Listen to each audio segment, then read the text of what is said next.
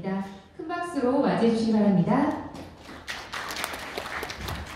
안녕하세요. 안내배소 오티브한 제품 기획을 맡고 있는 황지원을 합니다. 네, 오늘은 특별히 오티브한에 대해서 이제 사실 이렇게 전문적으로 하는 날이 1년 중에 하루밖에 없는 것 같습니다. 그래서 이 자리에 불러주셔서 너무 감사하고요. 그래서 저희 안내배소 준비하고 있는 오티브한에 대해서 좀 간단하게 말씀드리도록 하겠습니다.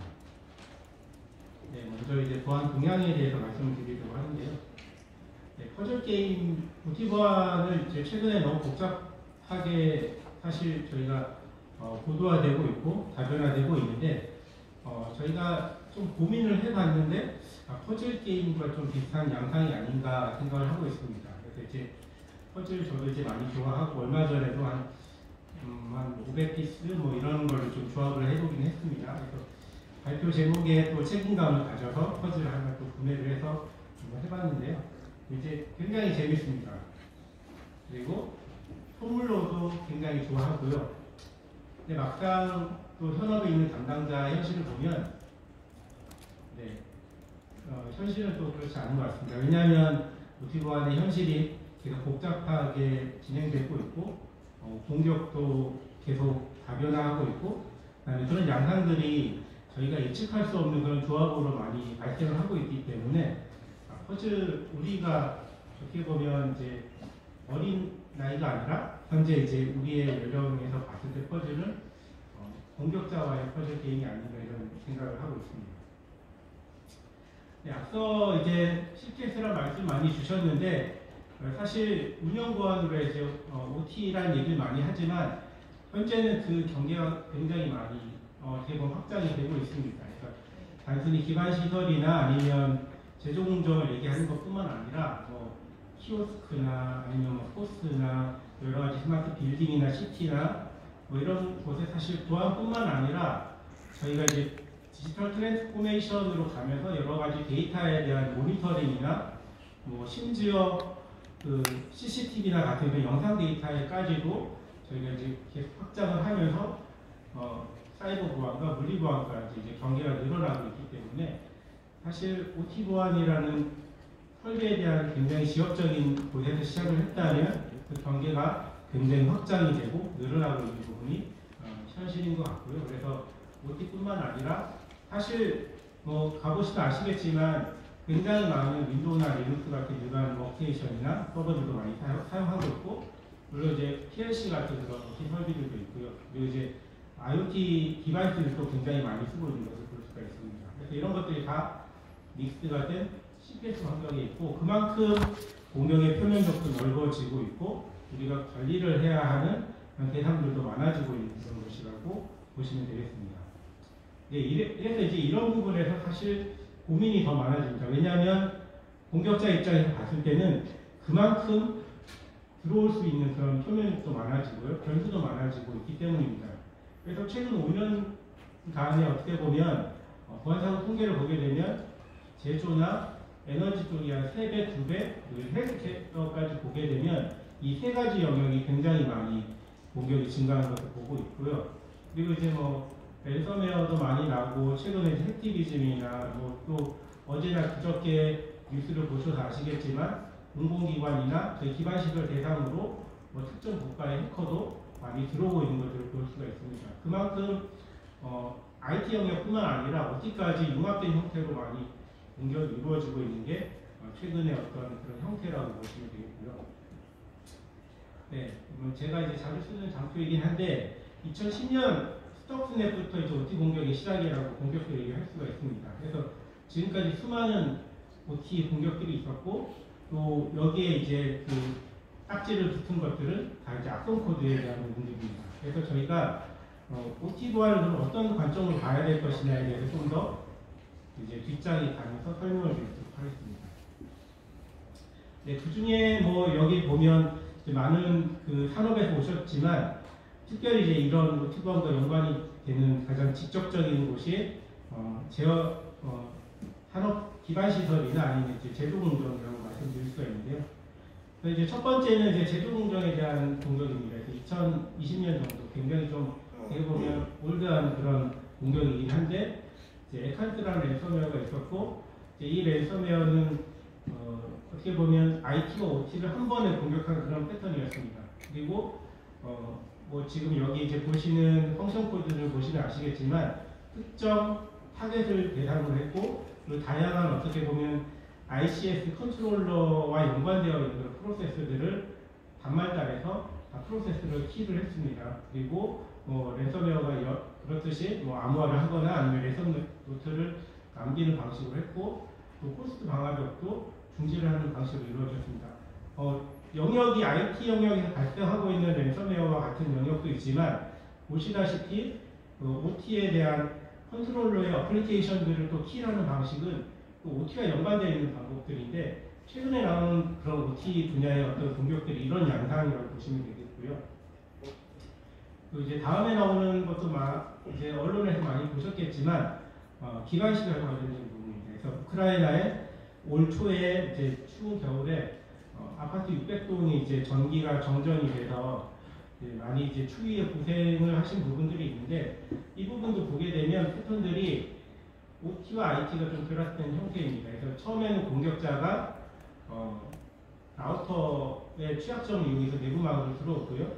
그리고 이제 최근에 보면 뭐 쇼단이나 센시스에서 검색을 해 보시면 PLC가 인터넷에서 직접 연결되어 있는 PLC가 굉장히 많이 있습니다. 그래서 쇼단에서 PLC 이렇게 딱 검색을 해보시면 아마 뭐 굉장히 많이 나올 거고 시리얼 번호, 제조회사, 벤더, 펌웨어 버전까지 다 나옵니다. 사실 그 정보만 보면 이미 연결은 되어 있고 해당 정보만 다 노출이 되어 있기 때문에 공격자 측면에서는 그냥 코드만 만들어서 주입만 하면 될 수가 있습니다. 그만큼 그 표면적이 늘어나고 또 그 중간에 있는 뭐 방화벽이나 라우터나 이런 것들을 우회를 해서 공격을 할 수 있는 그런 어떻게 보면 환경이 지금 마련되어 있다라고 말씀드릴 수가 있고요.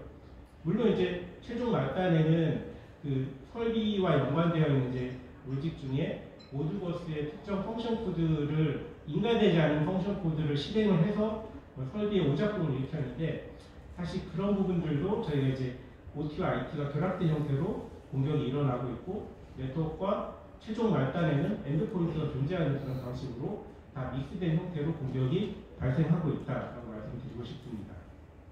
그래서 이제 앞에서 말씀드린 것처럼 이렇게 인터넷에 한 번만 클릭해도 여러 가지 사실 이제 PLC의 정보들을 볼 수가 있는데 사실 이제 국내 같은 경우에 준비를 많이 해서 그런지 그렇게 많이 나오는 것은 아니지만 이제 보안이 많이 준비되지 않은 그런 국가에 대해서는 많이 볼 수 있는 것들이 있습니다. 그럼 이제 한번 흥미를 한번 가서 보셔도 좋을 것 같고요. 잘 아시는 킬체인입니다. 그래서 최근에 나왔던 어떤 공격 기법들을 좀 정리를 하면 너무 노멀하지만 이런 형태로 나오고 있어요. 그래서 관리자의 PC나 아니면 USB로 이제 내부에 들어오고요. 그다음에 내부에 들어오면 그다음에 이제 공격자한테 연결을 하죠. 그래서 CLC 연결한 다음에 추가적으로 이제 뭐 확보된 여러 가지 네트워크 정보나 아니면 뭐 계정 정보나 이런 것들을 가지고 공격 코드를 만들어서 다운로드를 하고 다운로드를 한 다음에 유포를 하고 결국은 말씀드린 그런 뭐 어떤 콘솔이나 HMI나 이런 컨트롤러를 조작할 수 있는 그런 설비에서 이제 최종적으로 공격을 이제 실행하는 단계로 이루어지고 있습니다. 뭐 너무 어떻게 보면 기본적으로 IT에서 얘기하고 있는 그런 킬체인과 비슷하지만 실제 OT에서 나왔던 지금까지 있었던 수많은 어떤 공격들이나 패턴들을 보면 대부분 이런 패턴에 부합된다고 말씀드릴 수가 있겠고요. 또 오늘 제가 말씀드리고 싶은 거는 그러면 이런 여러 가지 종합적인 시나리오로 존재하고 있는 이런 OT 보안의 위협에 대해서 우리는 어떤 부분이 준비가 되었는가, 그리고 우리는 어떤 부분을 준비를 해야 되는가에 대해서 여러 가지 좀 사례를 말씀드리고 싶습니다. 그러면 이제 그 부분들에 대해서 이제 실제 현업에서 환경에 맞게 검토를 하시고 또 이제 대응 방안을 마련해 주시면 좋을 것 같습니다. 네, 그래서 앞서 여러 가지 좀 말씀을 드렸지만 사실 굉장히 셀 수 없는 그런 취약한 환경입니다. 여전히 윈도우 XP나 2000 같은 걸 많이 사용하고 있고요. 그리고 저희 고객사나 이런 뭐 다른 POC라는 현장에 가보면 악성 코드들도 굉장히 많이 나옵니다. 이제 간혹 글로벌이나 이런 데서 얘기하면 뭐 희망이 무슨 악성 코드가 있냐라고 얘기를 많이 하는데요. 실제로 모르지만 없는 게 아니라 몰라서 없다고 하는 거라고 저는 말씀드리고 싶습니다. 왜냐하면 윈도우 XP나 2000 같은 경우에는 보안 패치가 중단된 게 이미 2000년대 중반입니다. 근데 가장 많이 나오는 컴퓨터 원 같은 경우에는 2006년도에 나왔고, 근데 이제 XP 같은 경우에는 보안 패치가 만료된 게 2005년 정도입니다. 그렇기 때문에 컴퓨터 웜이 가장 많이 발생하고 있고요.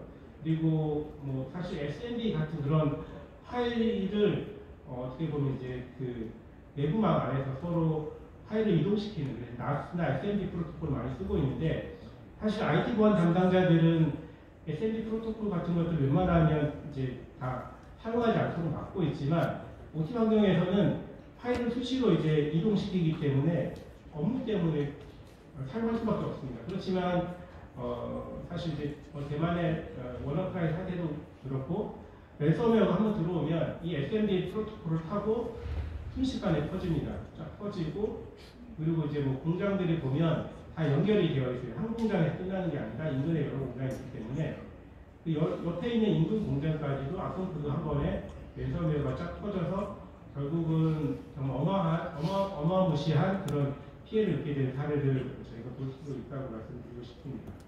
그래서 이제 뭐 이것 이외에도 사실 짚고 싶은 게 되게 많은데, 패치도 할 수가 없어요. 왜냐하면 이제 설계의 가용성이 중요하기 때문에 패치를 윈도우 패치나 보안 패치를 함부로 할 수도 없습니다. 사실 이제 심지어는 극단적인 경우에는 패치를 하느니 설비를 20년 후에 바꾸겠다 이렇게 말씀하신 분도 있을 정도로 가용성이 중요하기 때문에 그만큼 OT 환경은 많이 취약하다. 그렇지만 우리가 그 내부망에 대해서 그 환경을 잘 모르기 때문에 보안적으로 이슈가 없는 것 같지만, 사실 이제 예상 못한 그런 피해도 많이 입을 수 있는 부분이 OT 환경이라고 보시면 되겠습니다. 네, 그래서 뭐 이렇게 말씀드린 것들이 다 보면 이제 공격자 입장에서는 너무나 이용하기 쉬운 그런 허술한 조각들이고, 결국 우리가 이제 뺄 수 없는 케이스로 수많은 CPS 환경에 보안의 위협들이 나타난다고 말씀드리고 싶습니다. 그럼 이제 방어자 입장에서 어떤 퍼즐 조각을 가지고 우리는 이제 조합을 하며 대응을 할 것인가를 좀 들여다봐야 되는데요. 근데 저희는 일단은 가시성이 가장 중요합니다. 왜냐하면 사실 뭐 제가 두 번 설명드리면 필요 없이 가시성이 먼저 확보가 되지 않는 게 너무나 많기 때문에 뭐 어떻게 관리가 되고 있는지, 뭐 이동이 어떻게 되고 있는지, 아니면 이제 시스템이나 어플리케이션이나 OS도 또 바꾸기도 하고요. 그렇기 때문에 이런 여러 가지 자산의 현황에 대한 가시성이 파악이 안 된 게 굉장히 많고, 또 취약점에 대한 부분이 파악이 안 되는 부분도 굉장히 많습니다. 이제 이러한 것들에 추가적으로 얼마나 그러면 내부망의 보안 위협을 우리는 탐지를 하는가를 좀 제가 뒤돌아보면 사실 하고 싶습니다. 근데 이제 어떻게 할지 잘 몰라서 이제 많이 이제 문의를 받기도 하고요. 이런 것들 때문에 이제 컨설팅에 많이 의뢰를 하기도 합니다. OT 보안은 어떻게 해야 되는 게 맞느냐. 왜냐하면 뭔가 보안 위협이 있고 탐지를 해야 될 것 같은데 뭘 할지 몰라서 탐지 못하는 상황이 많고, 그러다 보니까 이제 많은 사이트에서 보면 OT랑 IT랑 중간 이제 방화벽 하나만 두고 내부에는 아무것도 안 하는 그런 케이스들이 많습니다. 근데 사실 IT망에 가면 뭐 여러 가지 뭐 EDR이나 사실 이런 것들도 많이 사용하고 있는데 OT망에는 뭐 없어요. 뭐 없기 때문에 뭐가 나온지 탐지도 하지 못하고 대응도 하지 못하는 게 현실이라고 말씀드리고 싶습니다. 이제 그러면 어떻게 우리가 이런 것들을 탐지를 하고 대응을 할 것인가에 대해서 저희 안내에서 그리고 OT 보안을 볼 때 세 가지 포인트로 봐야 되는데, 엔드포인트 관점에서 봐야 되고요. 그 다음에 네트워크 관점에서 봐야 되고, 마지막으로는 OT의 이제 데디케이트된 OT 전용 관점으로 봐야 됩니다. 이 세 가지 관점으로 우리는 종합적으로 OT 보안을 고려를 해야 되고요. 또 가시성 확보와 그 다음에 보안 위협 탐지, 최종적으로는 존재하고 있는 탐지된 그런 위협에 대한 능동적인 대응까지 필요하다고 말씀드리고 싶습니다. 예, 뭐 지금 저희 사실 안내비 올해 이제 안내 플러스라고 저희가 갖고 있는 솔루션과 서비스에 대해서 이제 하나씩 그룹핑도 하면서 전체적으로는 보완을 더 하자라는 이제 의미로 안내 플러스라고 얘기를 하고 있는데요. 보면 뭐 엔드 포인트 플러스도 있고 네트워크 플러스도 있고 이제 서비스 플러스도 있는데 제 OT 보안과 연관되어 있는 건 이제 CPS 플러스라고 얘기를 하고 있습니다.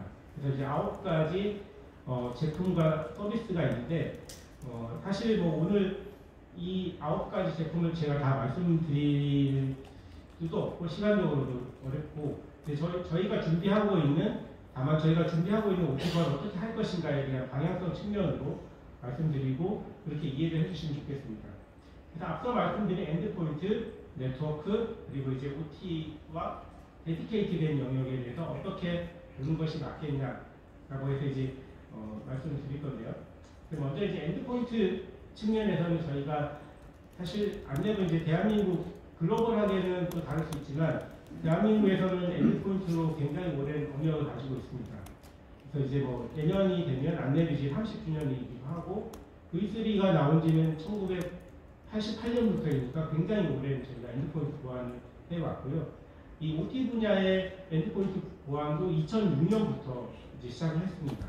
그동안 수많은 경험도 쌓았고 또 여러 가지 사실 아시겠지만 굉장히 크리티컬한 그런 설비에서 보안도 지키면서 가용성도 제공해주는 방식으로 수많은 노하우들을 많이 쌓았습니다. 그래서 이제 저희는 이제 그러한 OT 분야의 엔드포인트로 EPS라는 제품으로 저희는 제공을 하고 있고요. 그래서 이제 엔드포인트 분야에 OT에 특화된 어떤 기술이 필요하고 네트워크는 사실 저희가 한 3년 전쯤에 이제 저희 나우녹스를 저희 자회사로 편입을 하면서 네트워크와 OT 프로토콜 관련된 이제 그 기술력을 같이 저희가 인테그레이션을 했습니다. 그래서 그런 기술을 해서 이제 OT 분야의 가시성과 여러 가지 DPI 기능, 그다음에 프로토콜에 대한 그런 분석에 대한 부분들을 저희는 같이 포함을 했고요. 마지막으로 이제 그 단방향, 일방향 전송 제품까지 하나로 이제 구성을 했습니다. 이런 것들을 통합적으로 모니터링을 하고 그리고 이제 TI 서비스와 연관을 해서 전체적으로 저희는 하나의 그림을 만들었는데요. 하나씩 좀 말씀을 드리면 먼저 이제 가시성 부분입니다. 그래서 사실 공포는 무지에서 온다라는 얘기를 듣고 굉장히 제가 끔찍했고 OT 보안에 굉장히 먼저 설명드리고 싶은 부분이라고 말씀드렸습니다. 사실 OT 보안을 현업에서 담당하고 있으면서 어떤 사고가 날지 잘 모르잖아요. 그래서 이제 그런 부분에 대한 어떤 막연한 걱정들이 있는데 이런 것들을 시원스럽게 풀려면 먼저 가시성이 확보가 되어야 됩니다. 그래서 내가 보완을 해야 될 타겟이 무엇인지 얘기해서 먼저 식별이 되어야 사실 그 다음에 어떤 보안 정책을 만들 수가 있잖아요. 그래서 가시성 확보가 먼저 필요하다. 물론 이제 계속 귀에 못이 박히도록 들으셨을 건데 이런 가시성 확보를 위해서 가장 먼저 저희가 고려할 수 있는 부분은 사실 네트워크 측면입니다. 그것도 이제 이미 많이 설명을 들으셨겠지만 네트워크라는 거는 단순하게 망에 붙어 있는 트래픽을 저희가 볼 수만 있다면 어떤 디바이스든지 다 식별을 할 수가 있잖아요. 그래서 이제 네트워크 측면으로 먼저 가시성을 확보합니다. 그래서 프로토콜을 분석을 한다든지 아니면 자산에 대한 핑거프린터를 통해서 여러 프로토콜 정보, 자산 정보 이런 것들을 확보를 할 수가 있고 그렇지만 네트워크를 통한 가시성도 한계가 있습니다. 왜냐하면 그 프로토콜이랑 여러 가지 그 패킷에 대한 정보를 깔끔하게 얻어오기가 굉장히 어려운 부분들이 있거든요. 왜냐하면 세션을 굉장히 길게 맺고 있는 그런 설비들도 있기 때문에 이러한 부분들을 보완하기 위해서 사실 엔드포인트와 같이 통합이 필요합니다. 이제 이 부분은 저희 안내뿐만 아니라 글로벌 이제 많은 벤더들도 자산에 대한 식별을 좀 더 보강하기 위해서 엔드포인트에 대한 어떤 그런 에이전트들을 많이 사용하고 있는 부분들이 있고요. 사실 설비에 에이전트를 설치하는 것이 굉장히 조심스럽지만 필요합니다. 왜냐하면 좀 더 보완을 하기 위해서는 그리고 생각보다는 설비와 연관되어 있는 여러 시스템들이 일반적인 윈도우나 리눅스 환경에서도 많이 돌고 물론 이제 인베디드나 커스텀 OS를 많이 쓰는 케이스도 있지만 일반적으로 사용하는 그런 케이스도 많기 때문에 엔드포인트 측면에서도 이러한 부분들을 같이 가시적으로 고려해야 되는 부분이 있고, 왜냐하면 상세한 정보를 오더면 오더올수록 그런 취약점에 대한 정보도 점점 더 디테일하게 쌓이기 때문에 내부에 대한 어떤 그런 보안에 대한 대응 방안을 마련하는 데도 굉장히 많이 도움이 될 수 있는 부분입니다. 네, 그리고 이제 또한 위협의 탐지와 대응에 대해서 말씀을 드리고 싶은데요. 사실 이제 엔드포인트, 글로벌하게 OT 보안에서 엔드포인트를 얘기하고 있는 벤더는 몇 개가 없습니다. 이제 네트워크는 많이 있지만 엔드포인트를 얘기하고 있는 벤더는 많이 없는데요. 왜냐하면 굉장히 민감하고 조심스럽기 때문에 몇 개가 없다고 하고, 그만큼 기술력으로 이 부분에 대해서 이제 안정성을 보장할 수 있어야 엔드포인트를 말씀할 수가 있는데, 근데 OT 분야에서 엔드포인트가 굉장히 필요하다라고 저는 이제 말씀을 드리고 싶습니다. 왜냐하면 보안의 가장 끝단이 엔드포인트이기 때문입니다. 그래서 사실 네트워크를 통해서 보면 악성 코드나 보안 위협이 어디서 와서 어디로 가는지 추적을 할 수는 있어요. 그렇지만 결국은 유포지나 숙주가 되는 그 시스템이나 그 디바이스에 대해서 대응을 하지 않으면 사실 그냥 탐지만 하고 그 다음에 어떻게 할지 전혀 방안이 있지 않기 때문에 이 단말에 대한, 디바이스에 대한 OT 보안도 굉장히 중요합니다. 앞서 스터프넷부터 여러 가지 악성 코드에 대한 현재까지 발생하고 있는 워너크라이나 랜섬웨어나 APT나 결국은 맨 마지막 끝단에서 어떤 악성 행위를 일으키는 곳이 엔드포인트에서 일어나기 때문에 우크라이나에 있는 그런 공격도 마찬가지고, 그래서 그 부분에 대한 보안 대응도 필요하다라고 말씀을 드리고 싶습니다. 그래서 이제 근데 사실 이 부분을 왜냐하면 안티바이러스 때 엔진도 굉장히 무겁고 드라이버나 이런 부분에 대한 호환성도 맞추기 힘들기 때문에 쉽지가 않습니다. 그렇기 때문에 이런 OT 분야의 엔드포인트 보안을 하기 위해서는 여기에 특화되어 있는 그런 기술이 필요하고요. 그래서 저희는 시그니처 기반보다는 그 소용된 리스트, 그러니까 어떻게 보면 베이스라인을 구축해서 그 베이스라인대로 룰을 만들고 그 베이스라인을 벗어나는 신종이나 변종의 그런 보안 위협에 대해서 선제적으로 차단을 하는 것이 어떻게 보면 구버전 OS나 아니면 패치가 안 된 그런 단말에 대해서 보호할 수 있는 가장 근본적인 대책이라고 말씀드리고 싶습니다. 그래서 실제로 이런 부분에 대한 관심을 가지시는 분들도 많고요. 그래서 저희는 이제 엔드포인트를 얘기를 할 때는 이렇게 언로우 리스트 기반의 그런 보안들을 준비하는 것이 필요하다라고 말씀을 드리고 있습니다. 그리고 이제 네트워크 측면도 사실 자산 식별도 중요하지만 악성 코드들이 굉장히 많이 퍼지고 있어요. 그래서 이제 그 부분에 대해서도 저희가 이제 간과를 하고 있는 부분들이 많은데, 실제로 네트워크 웜 같은 경우가 대부분 다 파일을 복제를 하고 전파를 시키는 부분인데, 그런 부분에 대해서도 내부에 특화되어 있는 가시성뿐만 아니라 어떤 보안 위협을 탐지될 수 있는 그런 IDS와 같은 그런 전용 IDS와 같은 그런 솔루션으로 탐지를 하고 모니터링할 필요가 있습니다. 근데 이제 앞서 말씀드린 엔드포인트와 그다음에 이제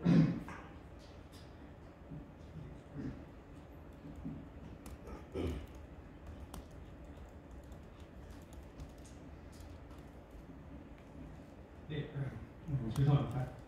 엔드포인트와 이제 네트워크가 이게 결합된 형태로 예,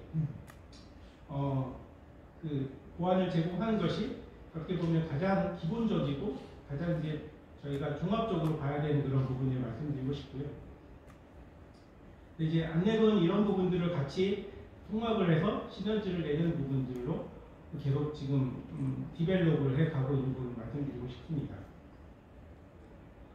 네, 그래서 이제 하나의 이제 유스케이스를 갖고 왔는데요. 저희가 일반적으로 POC나 이제 고객사 환경에 가게 되면 악성 코드 제로화라는 것들을 많이 하고 있습니다.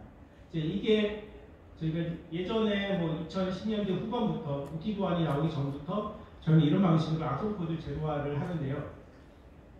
왜냐하면 말씀드린 것처럼 내부망에 악성 코드들이 굉장히 많이 퍼지고 있고 또 가시성도 안 되고 있기 때문에 그런 부분들에 대해서 먼저 보안에 대한 정책들을 마련하기 위해서는 내부의 환경을 클린하게 만드는 것이 굉장히 중요합니다. 그래서 이제 처음에는 이제 악성 코드가 내부로 들어오게 되면 전파가 되죠. 그러면 이제 저희가 봤을 때는 대부분 이제 나스로부터 많이 이제 전파가 됩니다. 근데 나스에 굉장히 많은 설비들이 물려 있기 때문에 이제 하나의 설비가 감염이 되면 여러 가지 이제 다른 설비들로 금방 이제 순식간에 전파가 되는 것을 볼 수가 있고요. 그런 부분들을 저희는 이제 트래픽을 미러 방식으로 구성을 해서 모니터를 하게 됩니다. 그래서 이제 미러 방식으로 구성된 그 트래픽을 분석을 해서 악성 코드의 유포지를 확인을 하게 됩니다. 그래서 결국은 포토브라는 이제 안티바이러스 백신을 통해서 하나씩 치료를 해 갑니다. 그러면 보시는 그래프와 같이 처음에는 이제 악성 코드들이 많이 탐지가 되는 것들을 보는데 이제 뒤쪽으로 갈수록 악성 코드 거의 제로화가 되는 것들을 보시잖아요. 그래서 하나씩 정리를 하고 맨 마지막에는 숙주가 되는 머신이나 아니면 이제 나스 서버를 치료를 해서 결국은 내부의 상태를 클린화를 하고 거기에 이제 그 엔드포인트에 대한 보안을 마무리를 해서 내부에 있는 어떤 그런 뭐 생산망이나 아니면 그런 기반 시설을 깔끔하게 만드는 거죠. 그래서 저희 이제 악성 코드 제로화라는 부분을 말씀드리는데 이런 부분들이 저희가 일반적으로 안랩이 진행하고 있는 부분이고 그래서 이제 앞서 말씀드린 엔드포인트와 네트워크가 결합된 형태로 이제 보안을 제공할 수 있는 부분이 이런 방식으로 구현이 될 수 있다라고 이제 설명을 드리고 싶습니다. 네, 그리고 이제 앞서 말씀드린 것과는 조금 결이 다른 이제 그 물리적 반방향 솔루션에 대해서 말씀을 드릴 거고요. 사실 이제 물리적 반방향은 이제 많이 아시는 분들도 계시고 이미 뭐 기관 시설이나 이제 국가 관련된 시설에서는 이제 그 법제화가 되어서 이미 많이 사용되고 있는 케이스가 있습니다.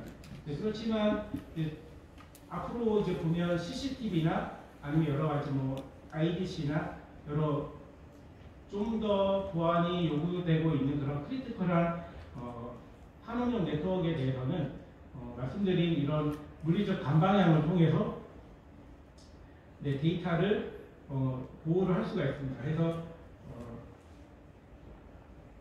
일반적으로 만약에 방화벽을 설치하게 된다면 방화벽은 양방향이 가능하기 때문에 관리자가 들어온다면 공격자도 들어올 수 있잖아요. 근데 이제 물리적 반방향을 사용하게 되면 관리자가 들어올 수 없지만 공격자도 들어올 수 없습니다. 그렇지만 관리자가 아무것도 못하는 게 아닙니다. 그래서 중요하게 모니터링하고 봐야 되는 그런 데이터들 같은 경우에는 외부의 이제 모니터링 시스템으로 데이터를 옮겨서 모니터링하거나 관리를 할 수 있기 때문에 내부망으로 들어가는 연결 자체를 차단할 수가 있습니다. 그래서 방화벽보다는 좀 더 크리티컬하게 보안이 요구되는 망에서는 효율적으로 보안을 제공할 수 있는 부분이 물리적 반방향이다라고 보시면 되겠습니다. 예, 그리고 이제 마지막으로는 앞에 말씀드린 엔드포인트, 네트워크 이런 부분들이 통합적으로 하나의 콘솔에서 모니터링이 되어야 되고 또 수집된 이벤트에 대해서는 TI를 통해서 이 이벤트가 얼마나 더 심각한 건지 아니면 지금 탐지된 악성 코드나 아니면 URL이 얼마나 뭐 영향을 줄 수 있는지 아니면 누가 만들었는지 심각도는 얼마인지를 추가적으로 조회를 해볼 수가 있습니다. 네, 그래서 이제 저희가 준비한 안랩에서 준비한 이제 CPS 플러스라는 프레임워크에 대해서 설명을 다 드렸고요. 한번 이제 랩업을 하게 되면 OT 네트워크와 IT 네트워크가 연결이 되기 때문에 그리고 공격의 표면적이 점점 더 증가하고 있기 때문에 OT 보안을 좀 더 우리는 신경을 써야 된다. 그리고 IT 보안과 IT 시스템과 OT 시스템 함께 노리는 그런 공격들이 증가하고 있기 때문에 이에 대한 대응 방안도 필요하다라고 말씀드리고 싶고요. 이런 것들을 종합적으로 이제 대응을 해야 되고 결국은 이제 맨 마지막에는 콜라보레이션입니다. 그래서 제품 간의 콜라보레이션도 중요하지만 결국은 이런 OT망 같은 경우 굉장히 어떻게 보면 폐쇄적이고 정보나 이런 것들이 공개가 되지 않는 케이스가 있지만 마찬가지로 이제 보안에 대한 어떤 대응 방안을 마련하고 그런 준비를 하기 위해서는 보안 업체와 그 고객과의 어떤 콜라보레이션도 굉장히 중요하다고 말씀을 드리고 싶습니다. 네. 발표 경청해 주셔서 감사하고요. 발표는 마치도록 하겠습니다.